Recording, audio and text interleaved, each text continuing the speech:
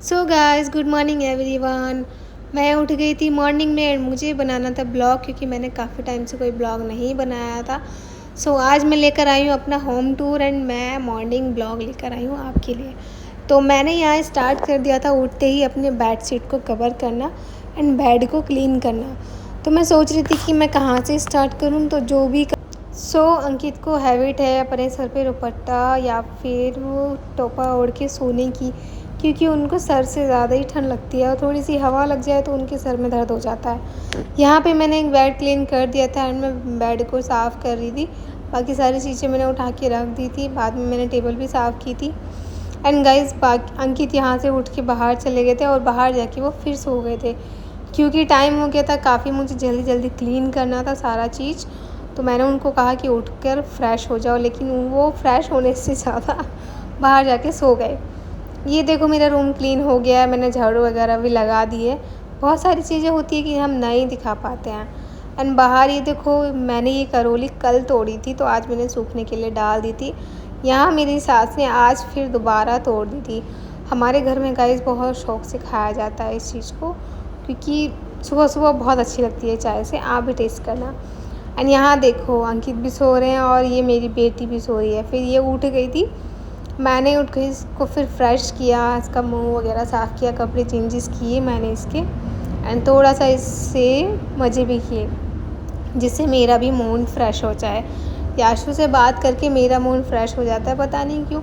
वो अभी बोल नहीं पाती लेकिन वो रिएक्शन करती है, मतलब ऐसे रिएक्शन देती है कि मैं जो बोल रही हूँ वो समझ। एंड यहाँ मैं याशु के बाल बना रही थी। ये बिल्कुल भी बाल नहीं बनवाती है, बहुत डिस्टर्ब करती है, क्योंकि खोपड़े को अपने हिलाती रहती है हर वक्त। लेकिन मैंने इसको प्यार से कह के फिर इसके बाल मैंने बना ही दिए थे। एंड फिर मैंने इसको चप्पल वगैरह पहना के बाहर भेज दिया था, जिससे ये खेल ले थोड़ा। वहाँ अंशी मेरे हस्बैंड के हाथ दबा रही थी, क्योंकि इनके हाथ पैरों में बहुत ज़्यादा दर्द हो रहा था। मेरे पास इतना टाइम था नहीं, थोड़ा सा ही टाइम था, तो मैंने इनके पैर दबा दिए थे शाम के टाइम। बट सुबह में मुझे बहुत काम था तो मैं नहीं दबा पाई, तो मैंने इसलिए पड़ोस की लड़की को बुला लिया था। भतीजी लगती है, मतलब रिलेशन में भतीजी लगती है। एंड फिर मुझे भी नहाना था, तो मैंने याशु को जल्दी जल्दी तैयार किया। मैंने अंकित से भी कहा कि तुम भी फ़्रेश हो जाओ, नहाओ मत, अभी सिर्फ नाश्ता कर लेना फ़्रेश होके। फिर उसके बाद मैं नहाने के लिए चली गई थी एंड फिर मैं नहा के आई। यहाँ मैं रेडी हो रही थी। रेडी भी मैं इतनी जल्दी हुई थी क्योंकि मुझे और भी काम करने थे। कमरे में लाइट थोड़ा कम था इसलिए प्रॉब्लम हो रही थी गाइस, अदरवाइज़ इतनी प्रॉब्लम नहीं होती है। मैंने लाइट कम जला रखी थी, बाद में याद आया वीडियो बनाने के बाद कि मैंने एक लाइट तो ऑन कर ही नहीं रखी थी। यहाँ मैं लिपस्टिक लगा रही थी। मुझे लिपस्टिक का बहुत लाइट शेड पसंद है, बहुत ज़्यादा डार्क पसंद नहीं है, कि मतलब थोड़ी हल्की दिखे, बहुत ज़्यादा ना दिखे, वैसे ही मैं लगा रही थी। यहाँ मैंने सूट के मैचिंग का बिंदी भी लगा लिया था।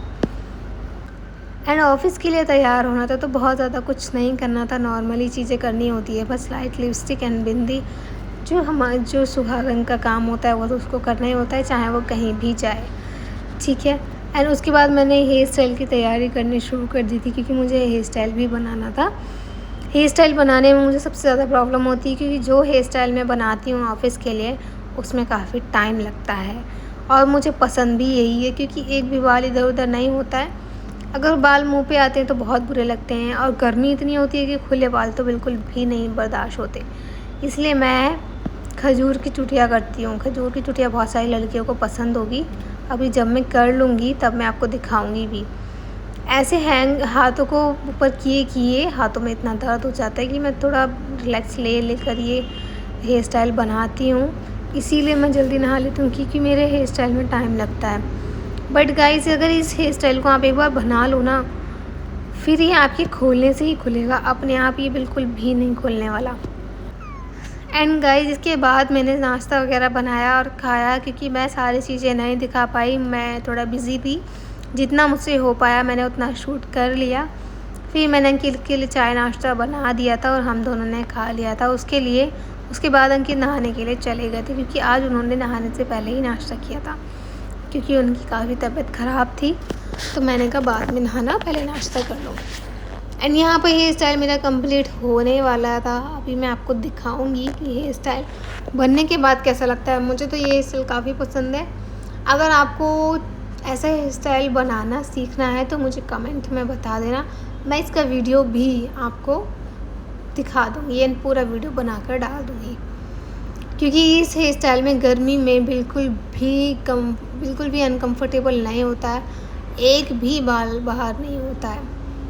ठीक है गाइस, तो मेरी चुटिया हो गई है कंप्लीट, मेरा हेयर स्टाइल हो गया कंप्लीट। अब मेकअप भी देखो, मैंने कुछ भी नहीं किया हुआ है, जैसे मैं नेचुरल होती हूँ वैसी ही हूँ। फिर मैं आ गई थी ऑफिस फाइनली, और मैं बैठ गई थी अपनी शीट पर शाम तक के लिए काम करने के लिए। बस इससे ज़्यादा कुछ नहीं कर सकती हूँ मैं। आज के लिए इतना ही। आई होप आपको मेरा ब्लॉग पसंद आएगा।